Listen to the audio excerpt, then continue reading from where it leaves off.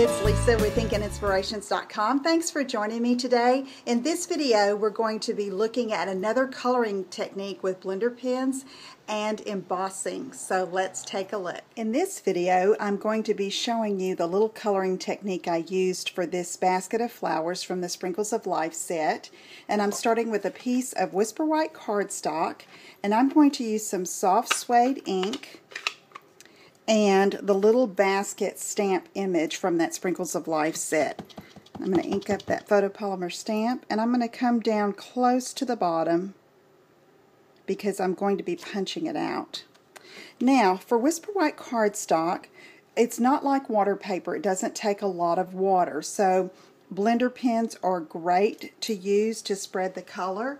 So I'm just going to pull in some of this soft suede and blend those lines to color this basket. And you can see that it does very well. These tips are moist and will pull that color in, and as long as you don't color over it too much, the paper won't peel. These are, I say peel, where you get little fibers balled up. That's what you try to avoid. So here you can see I've got that nicely colored, and you can still see the details of the basket. So I'm going to scribble off on scratch paper till my tip runs clear or writes clear, and then I'm going to take the little floral image, and I'm going to stamp that in Versamark ink because I'm going to be embossing. And get the right stamp, ink this up. This poor Versamark pad has seen better days, but it still works. And then I'm going to come down over the basket and stamp, and you can't see it very well there, but it's a glossy wet stamp, and it is going to catch and hold some white embossing powder.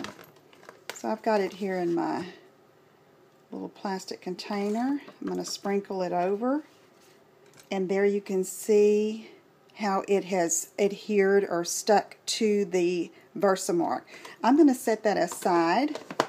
You would heat that with your heat tool until it melts and you get this result.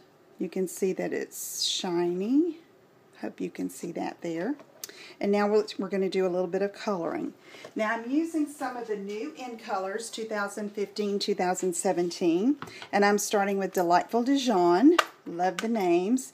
And I have pressed down on the top of my ink pad to get that ink there in the lid, and that's what I'm going to use to color.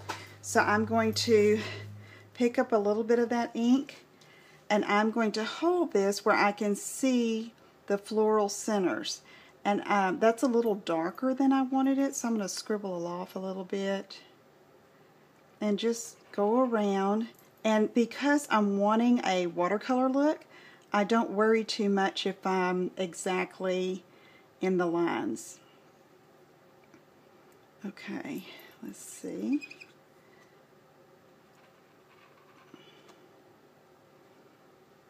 Okay, sometimes I have to go back over. With that white on white, you've got to hold it at an angle where you can see that embossing. Okay, so I see some other little round images there, so I'm going to color those in and get it done like that.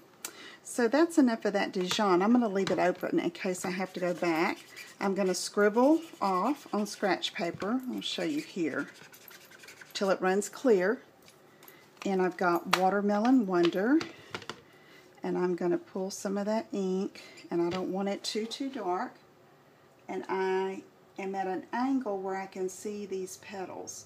So I'm just going to be coloring around the petals.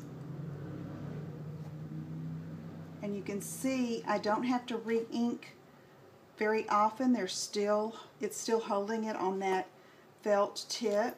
You can get a little more. And you can go as bold or as light as you like.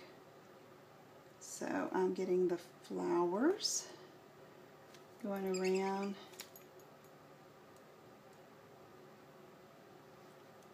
Okay. So now I think I've gotten most of the petals.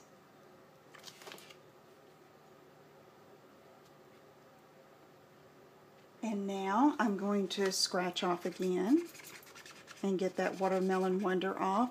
And now I'm going to use Cucumber Crush. I'm going to press on the lid, open it up, and there's a little bit of the ink. And pick a little bit of that up. And go on over the leaves.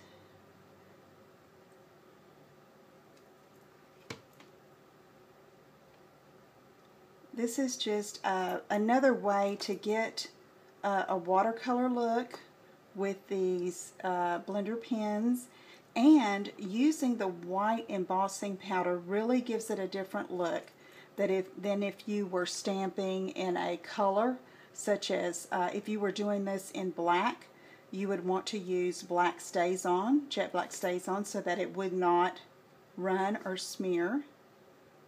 Or even you could black emboss and get a totally different look. I'm going to scribble off here.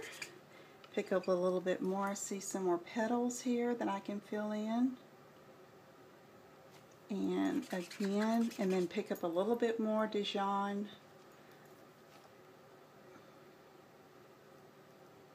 Just like that. So there's my image.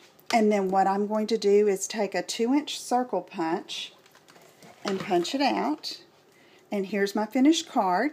I have just punched a 2.5-inch circle out of this Cucumber Crush textured piece, and then mounted my florals inside that opening there. I used a few rhinestones in the center to give it a little bling. This bow was made from the excess of my ribbon that I adhered behind, that you can see in another video that I've done previously, and I just rolled it up, tied a little bit of twine around it, and adhered it to the card to make a pretty little accent. Thank you so much for joining me. If you enjoyed this video, please give it the thumbs up, and I will see you again soon. Take care. Bye-bye.